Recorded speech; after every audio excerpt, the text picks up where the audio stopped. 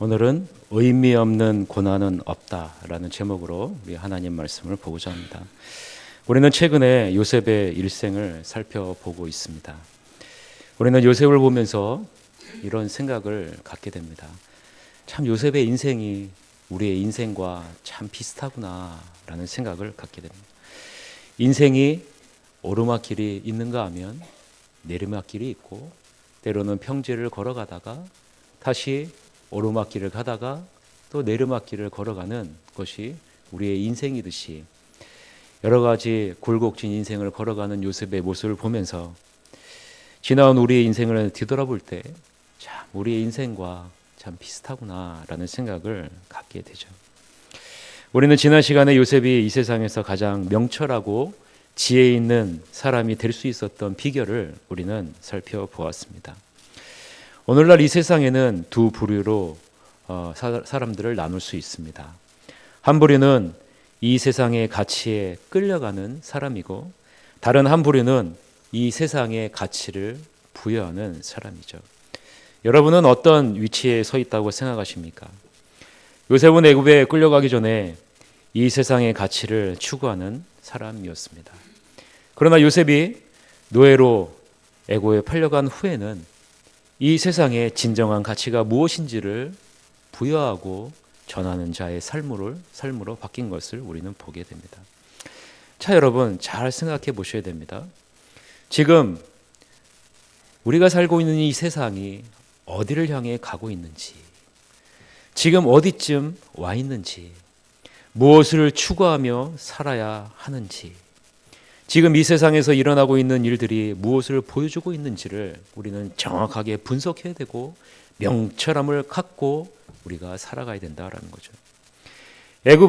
요셉이 애굽의 노예로 팔려갈 때의 나이가 17세였습니다. 13년 동안 요셉은 보디발의 집에서 노예로, 그리고 감옥에서 죄인으로 살았어요. 이제 요셉의 나이가 30살이 되었습니다. 이 요셉을 하나님이 들어서 사용해요. 이때 우리는 한 가지 질문을 해볼 필요가 있습니다. 왜 30살에 하나님이 요셉을 사용하셨을까라는 거죠. 17살에 쓰셔도 되는데 왜 하나님은 20대에 쓰셔도 되는데 왜 하나님은 30살에 쓰셨을까? 여러분, 왜 예수님이 30살에 사역을 시작하셨을까? 무언가 여러분 하나님의 특별한 의도와 계획이 느껴지시지 않습니까? 13년이라는 긴 시간 동안 왜 하나님은 요셉을 존과 죄수로 보내게 하시고 기다리셨을까? 우리가 생각할 때 13년이라는 기간은 아무런 의미가 없는 시간처럼 보일 수 있어요. 종으로, 죄인으로서의 13년은 의미가 없는 시간처럼 보일 수 있다는 거죠. 마치 모세가 40세에 애굽에서 나가 미디안 광야에서 40년의 세월을 보낸 것과 비슷하죠. 모세가 40년 동안 미디안 광야에서 한 것은 무엇입니까? 40년 동안 양을 치는 거였어요. 40년이 지나고 난 이후에 하나님은 모세를 불렀어요. 왜 하나님은 굳이 40년이라는 기간을 흐르고 난 후에 모세를 부르셨을까? 왜 하나님은 요셉이 한껏 힘이 있고 들떠 있을 17살 패기가 있는 나이에 사용하지 않고 20살에 힘이 넘치는 그런 시기에 요셉을 부르지 않고 13년 후에 30살에 요셉을 부르셨을까? 하나님은 왜 요셉에게 13년간 억울하게 종의 생활을 하게 하시고 감옥의 죄수로 갇히게 하셨을까?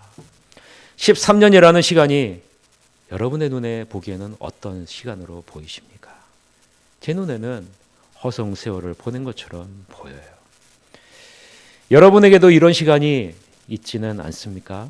특히 여러분 대학 입시를 경험해 본 사람이라면 이런 생각을 가질 수 있죠. 한 번에 붙지 못하고 재수하고 삼수하고 사수하고 오수한 그 시간이 어찌 보면 좀 의미 없는 허송세월을 보낸 것처럼 보일 수 있어요. 또 직장에 들어가기 위해서 수년 동안 시험을 보았다면 그 시간이 좀 낭비된 것처럼 여길 수도 있어요. 제가 아는 한 후배는요, 사법 시험에 합격하기 위해서 7년 동안 시험을 본 후배가 있어요. 봤는데요, 합격을 못했어요. 7년 동안 시험을 봤는데 합격을 못했어요. 여러분 생각해 보세요. 서울대 법대를 나왔어요. 그런데요, 7년 동안 준비했는데 합격을 못했어요. 여러분 생각할 때 이 7년이라는 기간이 의미 없는 시간처럼 여겨지십니까? 여러분들에게도 이런 시간이 있지는 않습니까? 아무런 의미가 없는 시간이 여러분들에게 있지 않습니까? 물론 당시에는 의미가 없는 것처럼 보일 수 있어요. 그러나 여러분, 시간이 지난 후에 그것을 뒤돌아보면 우리는 우리 인생의 중요한 변곡점이 이 시기였다라는 사실을 우리는 발견하게 됩니다. 요셉에게도 이 13년이라는 시간이 요셉의 인생을 바꿔놓는 귀하고 복된 시간이었다라는 거죠. 물론 당사자인 요셉은 괴롭고 힘들었을 시간입니다. 당장 채색 옷을 입고 있다가 노예의 옷으로, 죄수의 옷으로 입고 산다는 것은 결코 쉬운 일이 아니기 때문에 그렇죠. 그러나 여러분, 자세히 보면 요셉이 보는 13년의 시간은 하나님이 애굽의 총리로 사용하시기 위해 준비한 시간임을 우리는 볼 수가 있습니다. 먼저 요셉은 보디발의 집에서 가정 총무로 있으면서 한 가정의 모든 살림을 책임지는 경험을 하게 하십니다. 그리고 또한 재정과 행정의 모든 실무를 익히게 하시죠. 여러분 생각해 보세요.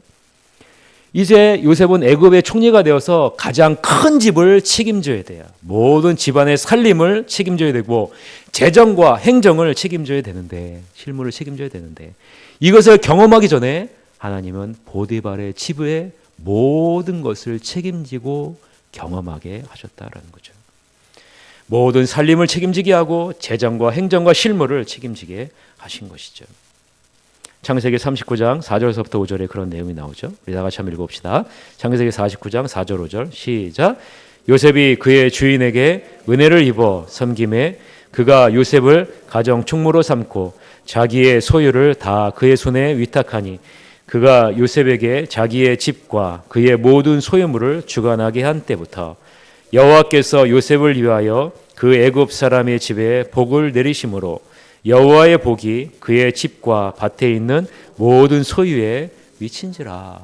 하나님은 애굽이라는 큰 가정을 책임지게 하기 위해 지금 무엇은 경험을 하게 하세요? 보디발의 집을 먼저 경험하게 하셨다라는 거예요. 또한 요셉은 왕의 죄수들이 갇히는 감옥에서 애굽의 고위층들을 만남으로 애굽의 정치와 경제와 문화 등을 배울 수 있도록 주님께서 준비하셨다라는 거죠. 여러분 한번 생각해 보세요. 이 애굽이라는 나라를 책임지려면 그 나라의 정치와 경제와 문화를 모르면 어떻게 책임질 수가 있겠어요? 그러나 이 기간을, 이것을 배울 수 있는 기간을 하나님은 감옥에서 하나님은 준비시키셨다라는 거죠. 창세기 39장 20절서부터 23절에 보면 이런 내용이 나오죠. 이에 요셉의 주인이 그를 잡아 옥에 가두니 그 옥은 왕의 죄수를 가두는 곳이었더라. 요셉이 옥에 갇혔으나 여호와께서 요셉과 함께 하시고 그에게 인자를 더하사 간수장의 은혜를 받게 하심에 간수장이 옥중 죄수를 다 요셉의 손에 맡김으로 그 재반 사물을 요셉이 처리하고 간수장은 그의 손에 맡긴 것을 무엇이든지 살펴보지 아니하였으니 이는 여호와께서 요셉과 함께 하심이라. 여호와께서 그를 범사에 형통하게 하셨더라. 여기서 보면 간수장이 옥중 죄수를 다 요셉의 손에 맡겼다라고 분명하게 얘기하고 있어요. 여러분, 이 감옥은 무슨 감옥이에요? 왕의 죄수들이 있는 감옥이에요. 정치와 경제와 문화의 지도자들이 그곳에 오죠. 그곳에서 지금 이 요셉은 그들을 통해서 무엇을 배워요? 애굽의 정치와 경제와 문화를 배웠다라는 거죠. 하나님은 요셉을 애굽의 총리로 세우기 위해 13년 동안 훈련시키신 것이다라는 거죠. 하나님은 자신이 원하는 일에 합당하게 사용하기 위해서 하나님은 우리도 연단하신다라는 거예요. 여러분, 이사야 48장 9절서부터 11절에 보면 이런 내용이 나옵니다.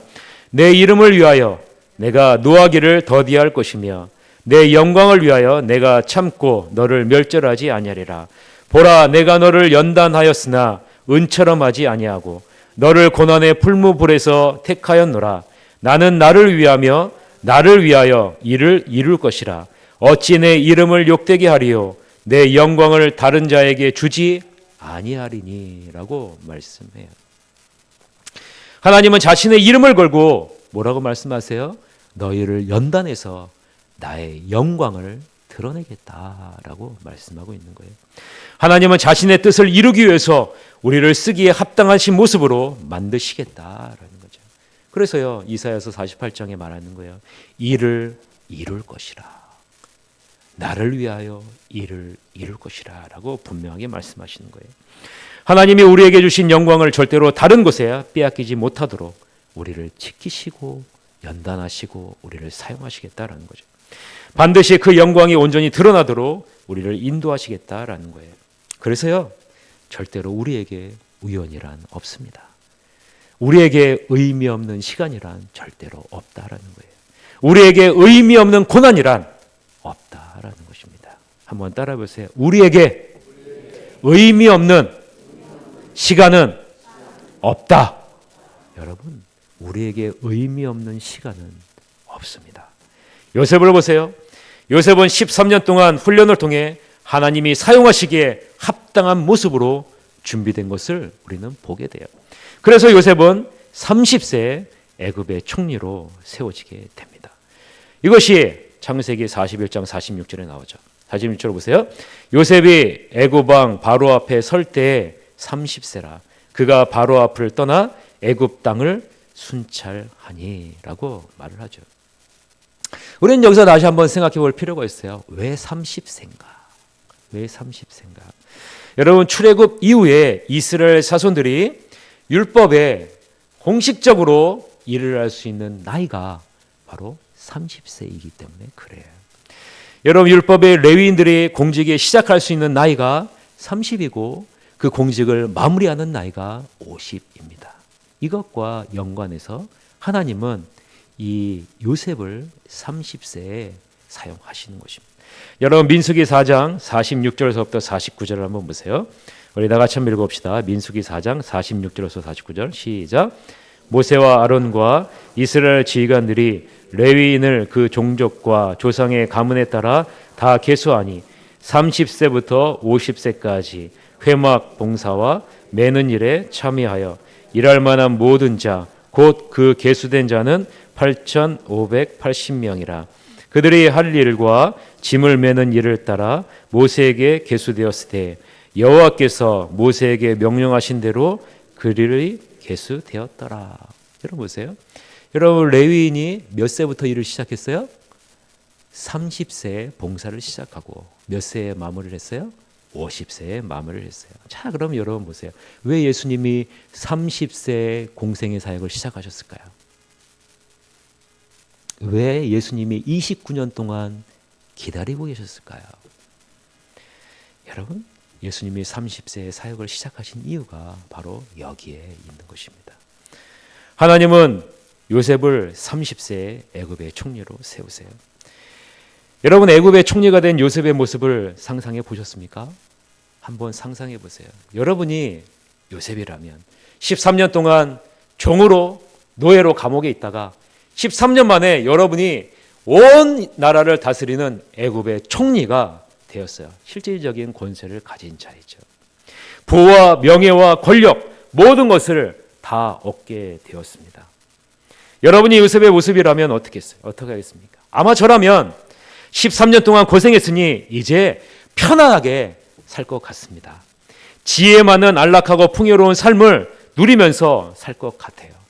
그런데 요셉은요, 다른 것 같아요. 그것을 알 수 있는 단어가 우리가 아까 읽은 46절에 중간에 마지막에 보면 순찰했다라는 단어예요. 순찰했다. 요셉이 언제 순찰했느냐라는 것을 우리가 보면 알 수 있죠. 오늘 성경에는 나오지는 않지만 원문에는 요셉이 애굽 왕 바로 앞에 설 때 30세라와 그가 바로 앞을 떠나 애굽 온 땅을 순찰하니라는 것 중간에 하나 빠진 것이 있어요. 우리 한글 성경에는 번역이 안 돼 있지만 원어 성경에는 그리고라는 단어가 접속사가 그 안에 들어있다는 거예요. 그럼 여러분 보세요. 요셉이 애굽 왕 바로 앞에 설 때 30세라 그리고 그가 바로 앞을 떠나 애굽 온 땅을 순찰했다라는 거예요. 여러분 이 말은 요셉이 애굽의 총리가 되자마자 바로 어떻게 했다고요? 순찰했다라는 거예요.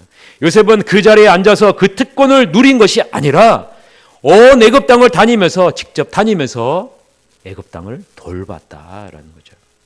요셉은 자신에게 주어진 엄청난 권세와 명예로 인해 교만해지거나 나태해지지 않고 오히려 더 열심히 애굽 전역을 다니면서 풍년 동안 흉년을 준비했다라는 것입니다.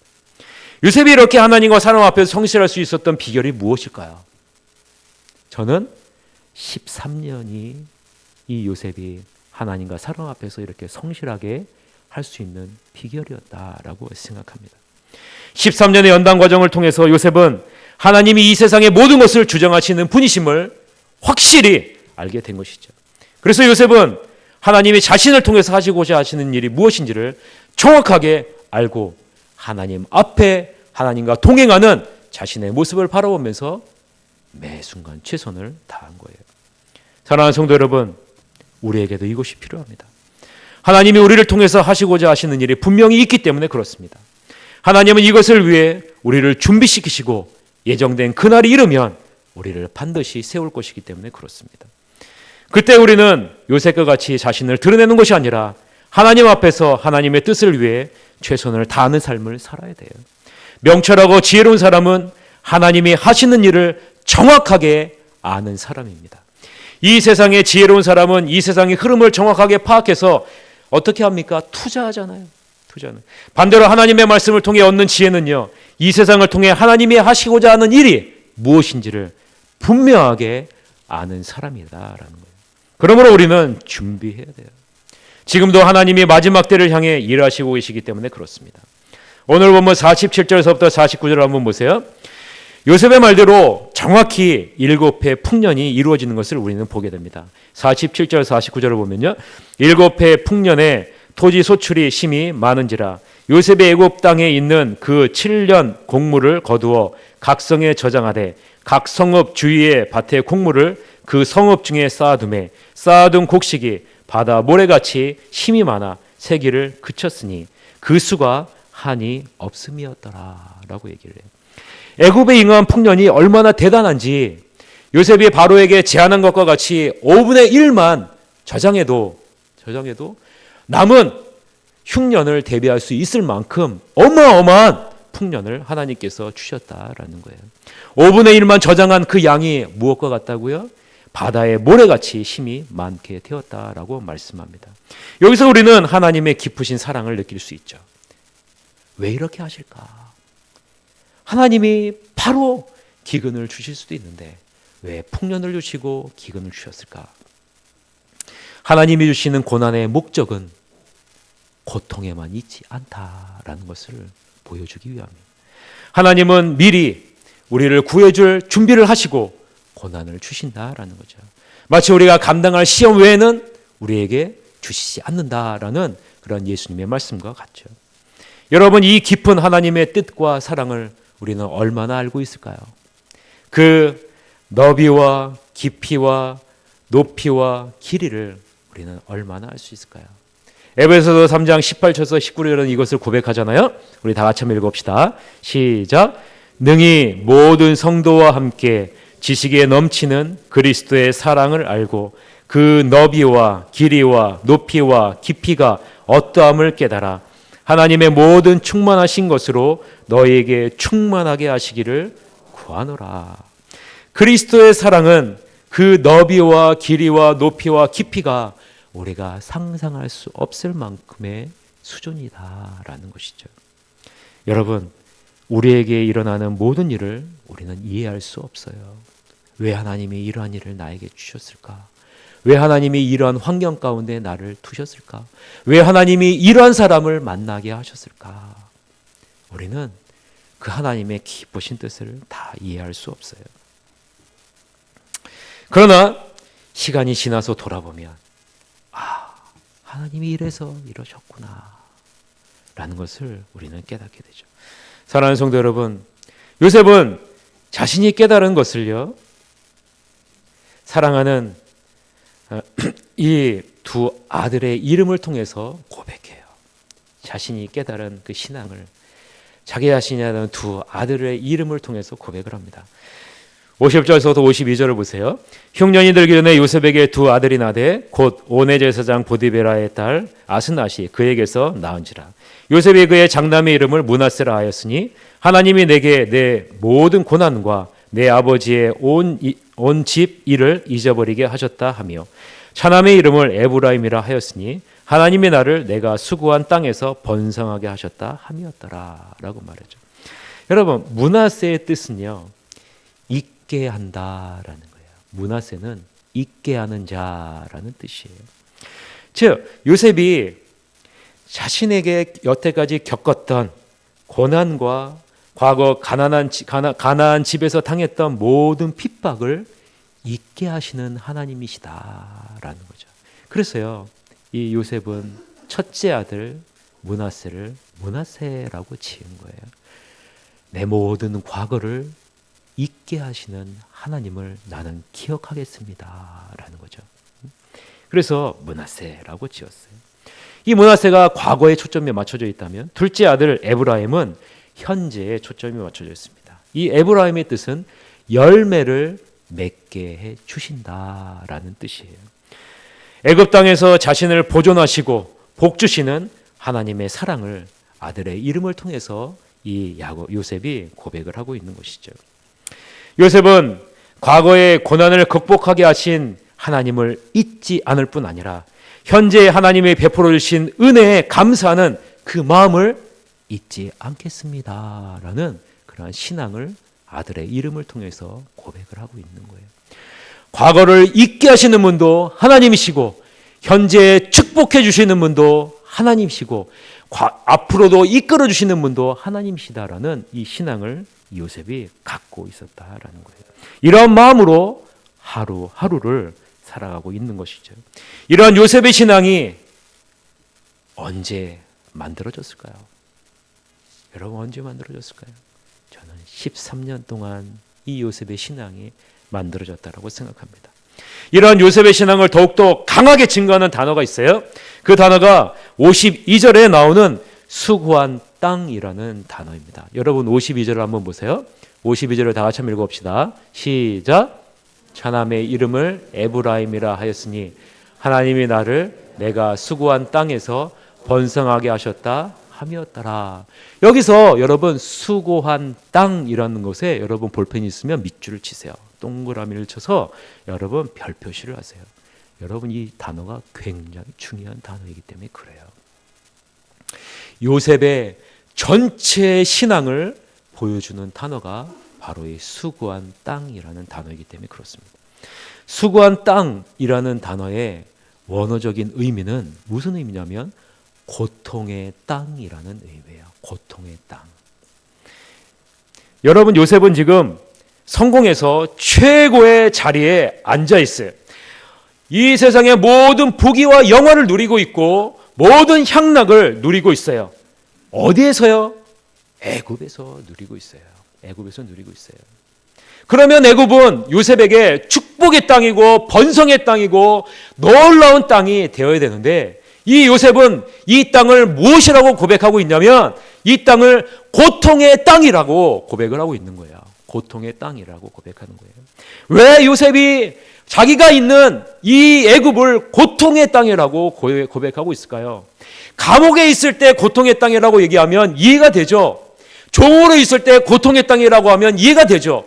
그런데 애굽에서 가장 실권이 있는 가장 높은 위치에 있는 이 요셉이 왜 애굽을 고통의 땅이라고 표현했을까? 우리는 요셉의 신앙을 바라봐야 된다라는 거예요. 왜요?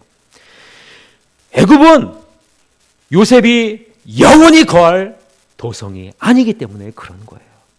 이 애굽은 눈에 보기에 아무리 좋고 모든 것을 누릴 수 있는 편안하고 좋은 곳이지만 내가 영원히 있을 곳이 아니라는 거예요. 내가 영원히 있을 곳이 아니라는 거예요. 내가 잠시 거쳐가는 수고의 땅, 고통의 땅이기 때문에 그런 것이죠. 그렇기 때문에 이 요셉은요, 이 땅을 향해서 고통의 땅이라고 고백을 하고 있는 거예요. 육신의 행복과 만족을 제공하는 애굽보다 더 가치 있는 땅, 하나님이 약속하시고 허락하신 땅이 있다는 거예요. 그곳은 약속하신 땅이라는 거죠. 나는 그곳을 바라보며 사는 자다라는 거예요. 여러분, 이 땅을 바라보면서 사는 자가 아니라 하나님이 약속하신 그 땅을 바라보면서 사는 자라는 거예요.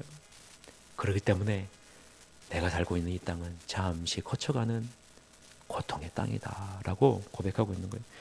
여러분, 우리의 믿음의 선배들이 동일하게 고백하고 있지 않습니까? 우리는 나그네와 같은 인생을 살아간다. 하나님이 약속하신 그 땅을 바라보면서 믿음을 지켰다라고 고백하고 있지 않습니까? 여러분, 이 설교를 준비를 딱 했죠. 그런데 오늘 찬양을 들으면서 제 마음이요, 울림이 다가왔어요. 우리가 지금은 나그네 되어도, 이 나그네라는 단어를 찬양을 통해서 듣는데 하나님이 말씀을 준비시켜 주셨구나 라는 그런 생각을 좀 갖게 됐어요.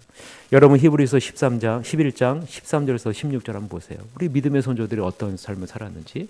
히브리서 11장 13절에서부터 16절 다 같이 읽어봅시다. 시작. 이 사람들은 다 믿음을 따라 죽었으며 약속을 받지 못하였을 때 그것들을 멀리서 보고 환영하며 또 땅에서는 외국인과 나그네임을 증언하였으니 그들이 이같이 말하는 것은 자기들이 본향 찾는 자임을 나타냅니다.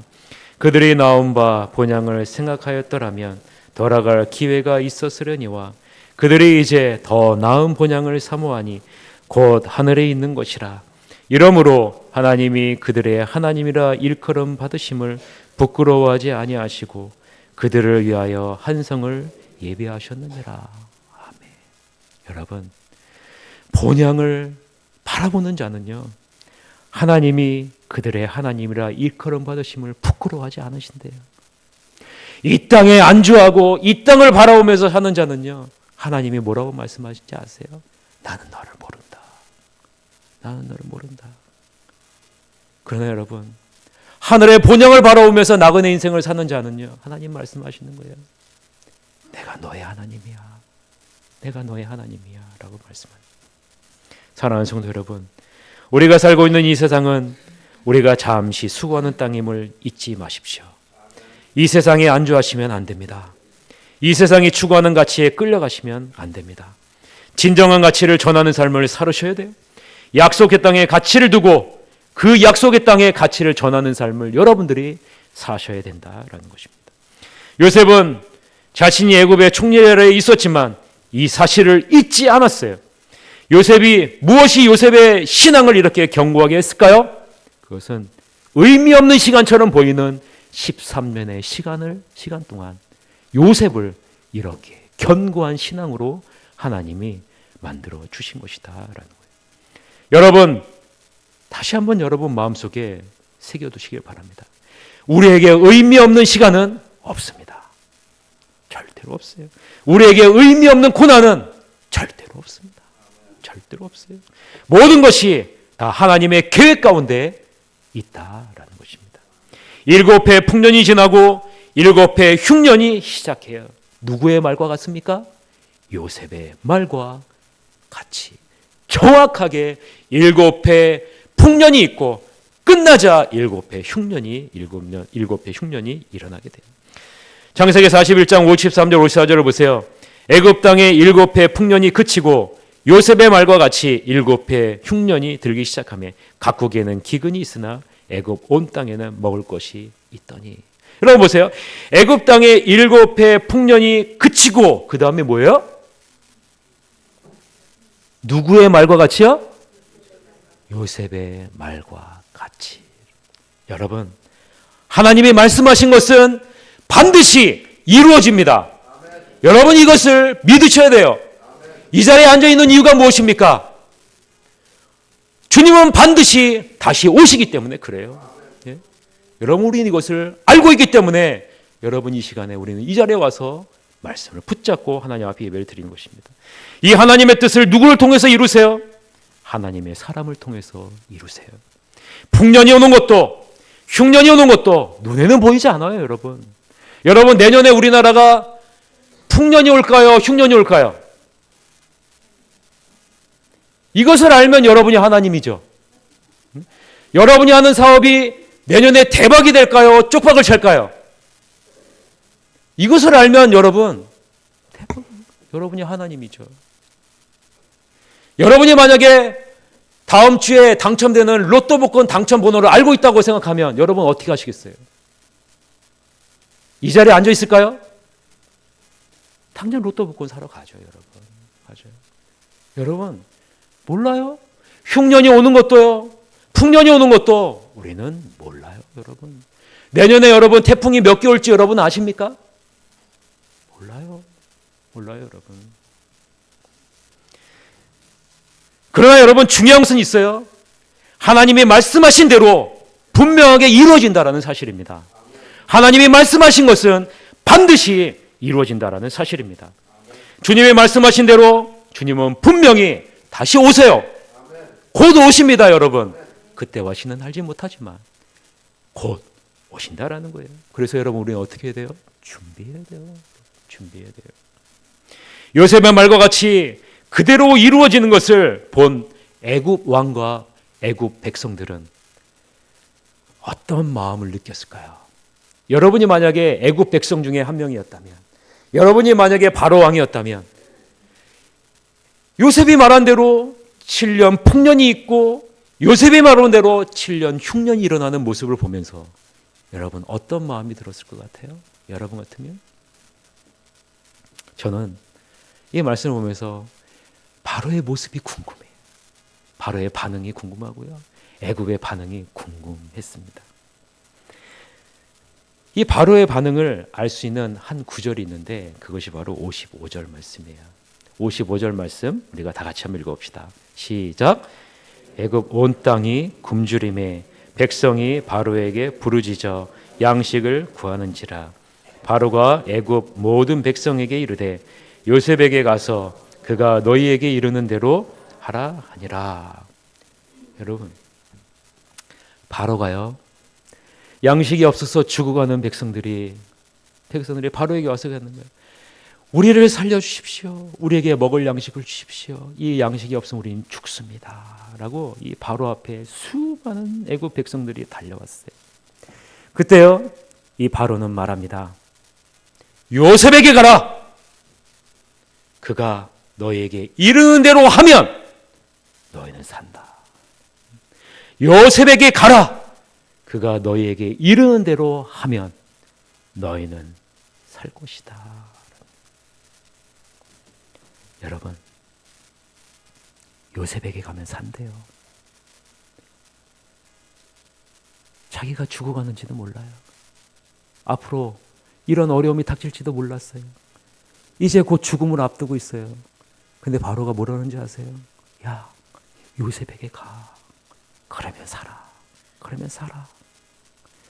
저는요 이 말씀을 읽으면서 하나님 앞에 이런 기도를 했어요. 하나님 저도 요셉과 같은 사람이 되게 해주세요. 저를 통해서 하나님의 말씀이 선포되어지고 죽어가는 많은 영혼들이 저를 통해서 살아나게 해주세요. 살아나게 해주세요.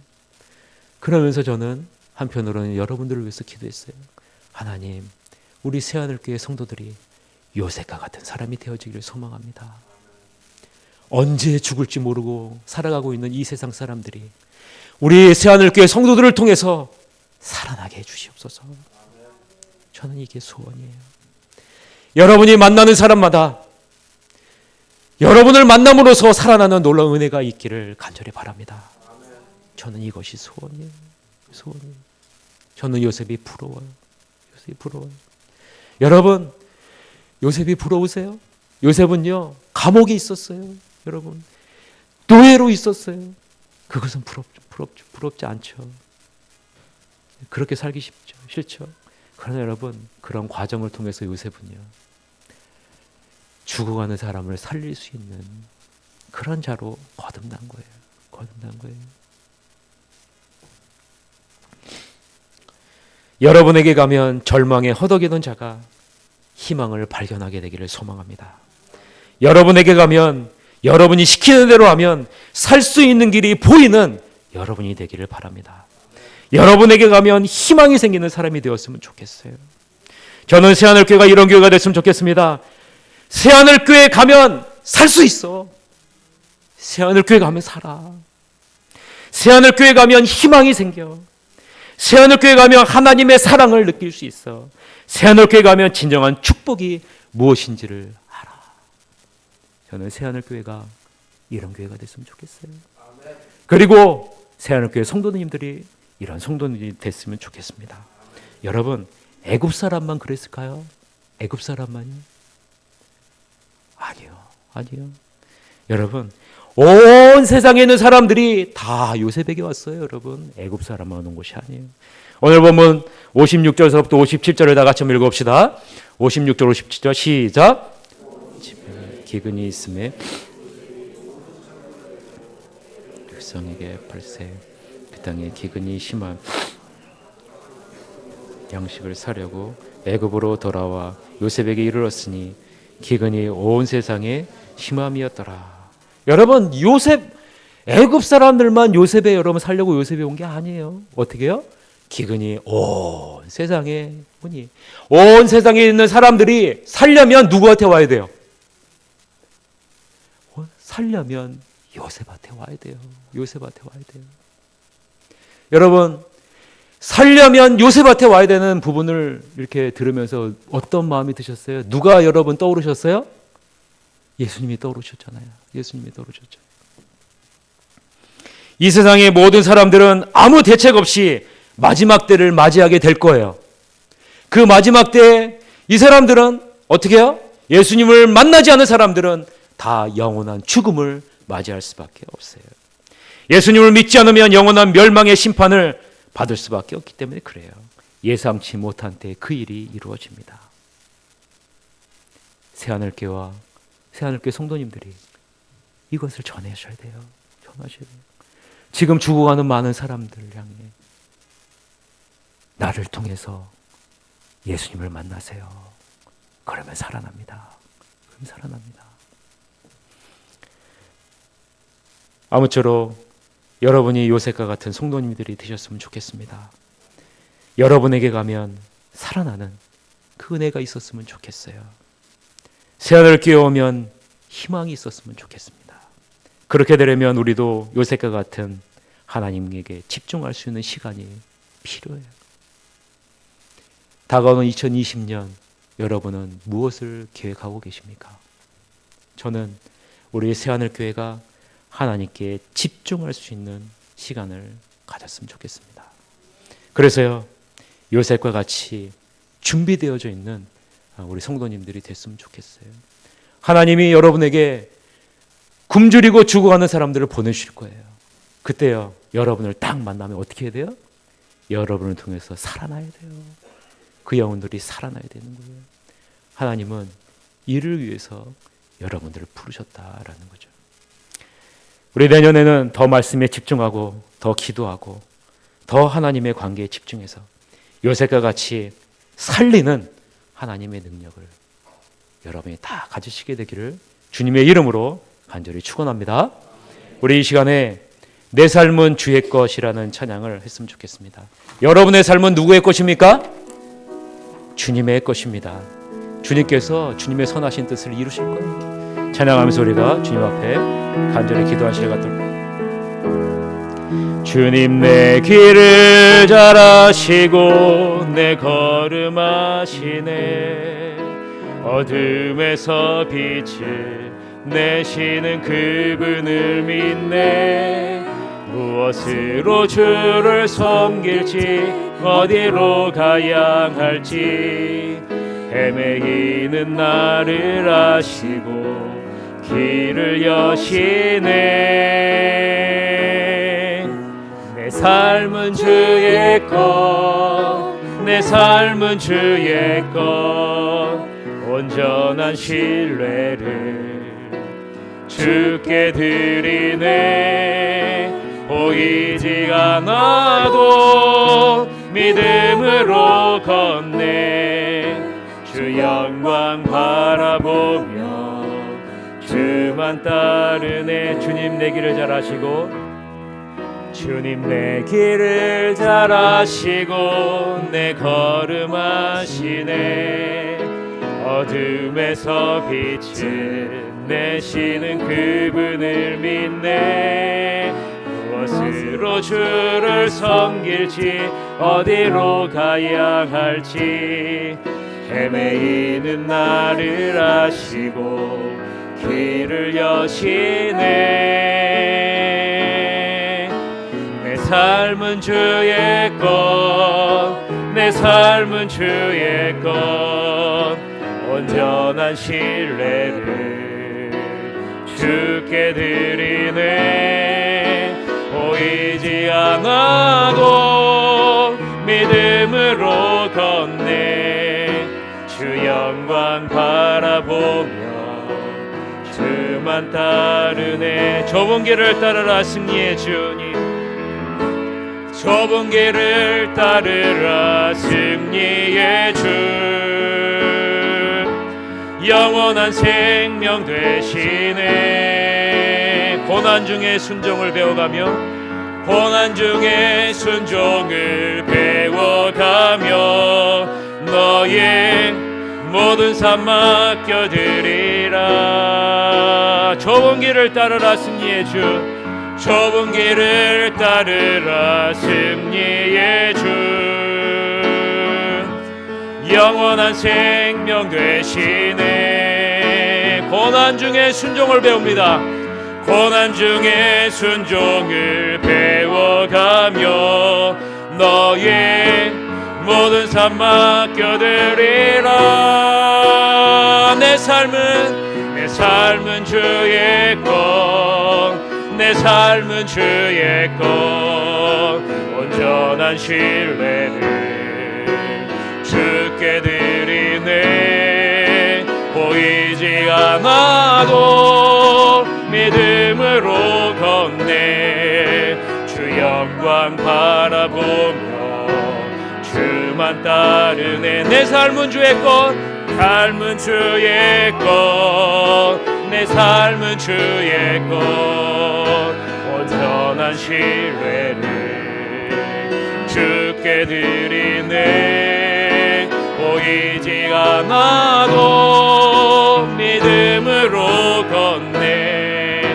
주 영광 바라보며 주만 따르네. 이 시간에 동성으로 기도한 시간 갖도록 하겠습니다. 내 삶은 주님의 것입니다.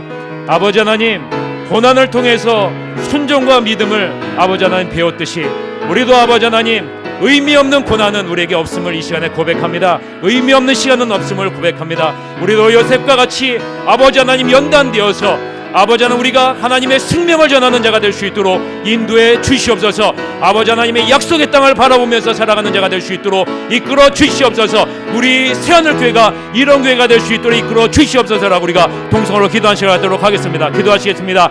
사랑이 많으신 아버지 하나님, 이 시간에 아버지 하나님이여 주님 앞에 아버지 하나님의 기도합니다. 아버지 하나님, 이 세상에 보기에는 의미 없는 13년의 시간이 요셉을 아버지 하나님의 견고한 믿음 위에 세운 것을 우리는 아버지 하나님 바라보게 되었습니다. 아버지 하나님, 이 세상의 화려함과 이 세상의 충만한 가치에 아버지의 마음을 빼앗기는 것이 아니라 요셉은 아버지 하나님이여 약속의 땅을 바라보면서 아버지 하나님 매일매일 주님 앞에 주님과 동행하는 삶을 살아갔음을 아버지 하나님 바라봅니다. 아버지 하나님, 우리도 요셉과 같이 이렇게 아버지의 염단받아서 하나님의 나라의 아버지 하나님 귀하고 존귀하게 쓰임받는 복된 하나님의 자녀가 다 될 수 있도록 주께서 인도하시기를 간절히 바라옵고 나옵니다. 바라기는 아버지 하나님, 우리 새하늘교회 모든 성도들이 요셉과 같이 아버지 하나님 이 약속의 땅을 바라보면서 아버지 하나님 이 땅을 아버지 하나님 거쳐갈 이 땅을 아버지 하나님 고통의 땅으로 바라보면서 살아갈 수 있도록 주께서 이끌어 주시옵소서. 아버지 하나님 우리의 과거를 잊게 하시고 우리의 현재에 축복하시고 우리의 미래를 책임져 주시는 그 하나님 믿음의 눈으로 바라보면서 요셉과 같이 아버지 하나님이여 믿음을 견고하게 세우는 복된 하나님의 자녀가 되어서 아버지 하나님 우리를 통해서 많은 영혼들이 살아날 수 있도록 주여 아버지 우리를 사용하여 주시옵소서. 주님께 소리를 통해 영광 받아 주시옵소서. 아버지 하나님, 의미 없는 14년의 시간을 통해서 하나님은 요셉을 견고한 믿음의 반석 위에 세우셨음을 바라봅니다. 아버지 하나님, 우리에게 어떤 연단의 과정이 있는지는 다 알지 못하지만 우리 연단의 과정을 통해서 견고한 믿음 위에 우리도 요셉과 같이 세워 주시옵소서. 그래서 아버지 하나님, 산치 스쳐 지나갈 나그네 인생인 우리들이 이 땅에 아버지 하나님 미련을 두지 않게 하여 주시고 영원한 약속의 땅을 바라보면서 요셉과 같이 살아갈 수 있도록 주님께서 이끌어 주시옵소서. 그래서 아버지 하나님 죽어가는 많은 영혼들이 우리를 통해서 살아나게 하여 주시고 하나님의 선하신 뜻이 이루어지는 복된 하나님의 자녀들이 다 될 수 있도록 인도해 주시옵소서. 지금은 우리 구주 예수 그리스도의 은혜와 하나님 아버지의 무한하신 사랑과 성령님의 감화 감동 충만 교통하심에 내 삶은 주의 것이라 라고 고백하며 주님 앞에 나오는 사랑하는 모든 성도들 머리 위에 지금으로부터 영원토록 함께할지어다. 아멘.